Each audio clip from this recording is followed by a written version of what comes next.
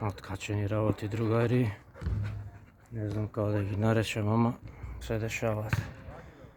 Како и пред месец дена на истиот ден, така и денеска на истиот ден, у исто време, 22 часот ноќе. Некоја виша сила нешто допре до мене, Абер ми испрати ме, подсети ме, кликна да ме активира, да ме подсетува дека тачно месец дена од која мојот мачо мен од третава димензија замина. Така беше точно и пред месец дена, 22 часот ноќе, ја седам дома и си викам, абе мина цела зима, викам, едношка, викам, не го видов, нели го снимавме тој фамозен документарец каде требаше да се опфати цела една негова година како ја живее од есен до есен и да оставиме пример за младината, како може еден млад живот од персиски килими дома по 15 сантими дебели со кристали, лустери, цептер, лонци и све најбогато да стигне до без паркет, до без ѕидови, до степен да остане просјак и на улица.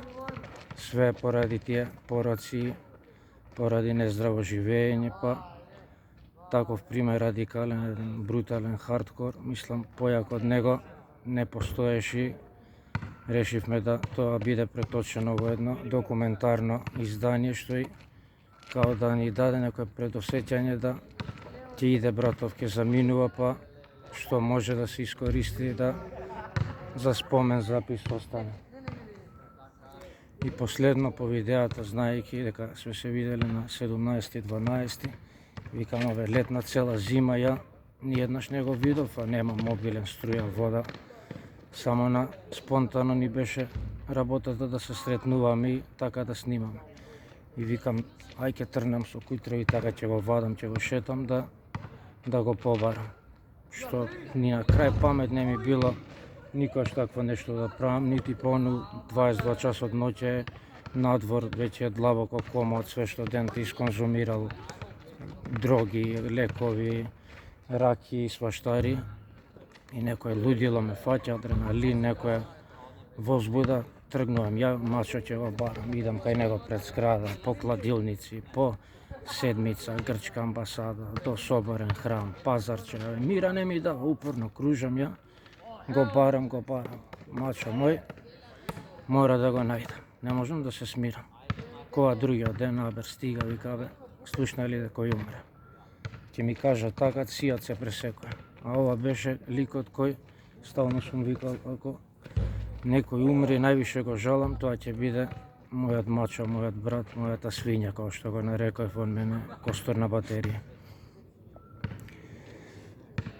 Така да стигне Аберот до мене, исто беше една неверојатна прича, да другар дома дошол, татко му алкохоличар, што никад не се насекирал за него во животов, како е што е, баш тој ден да се насекира, за вол син негов 50 годишен, кај бил, што бил, овој го лаже бил у таа една кафана, па татко му ќе проверува у кафаната дали на вистина овој бил таму или го лаже, па у кафана се јавува тој таму газдата и од нигде никаде му пренесува, овој го прашува за син му дали бил таму, овој му кажува 10-та прича кој умирал. Значи, тотално неверојатно едно со друго да стигне муабетов пак Аберов некако преку 10 до мене и да буквално тоаш ја не дознав, кујзни кога ќе дознав дека он починал. Ја и до денеска не знам ни кај е закопан и ништо, немам информација никаква.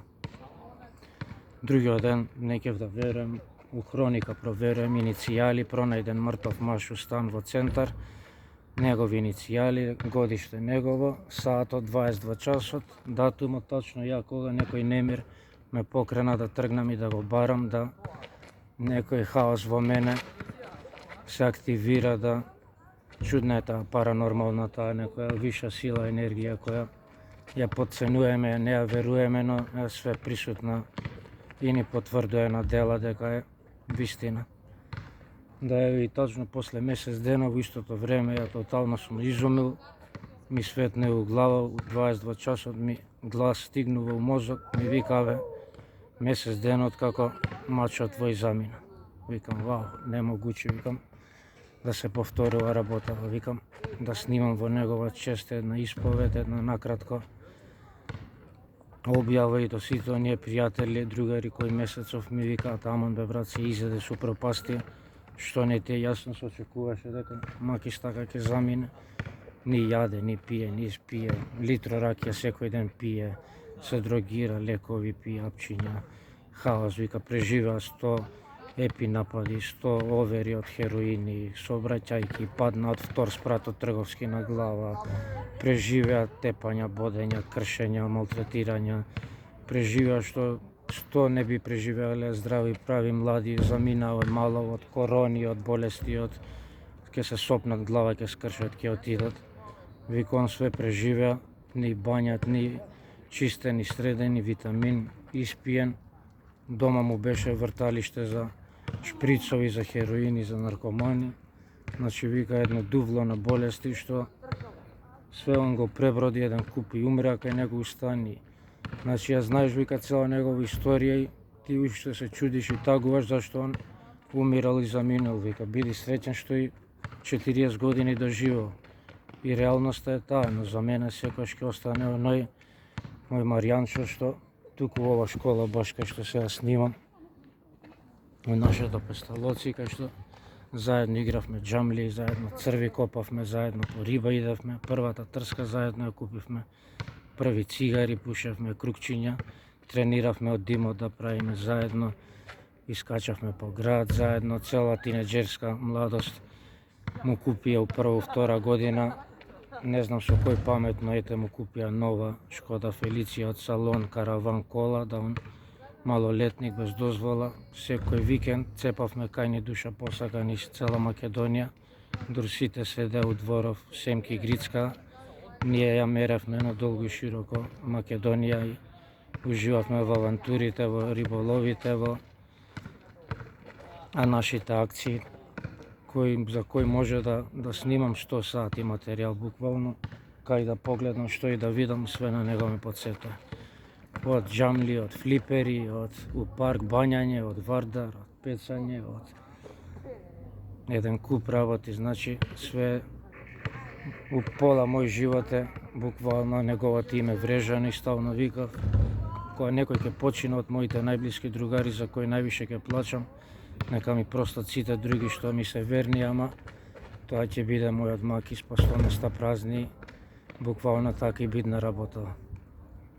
Па о негова чест снимам, се одјавам, бистро и посакувам, Макис, чувај место кај да си, те сака братот, лесна ти земја, поздрав.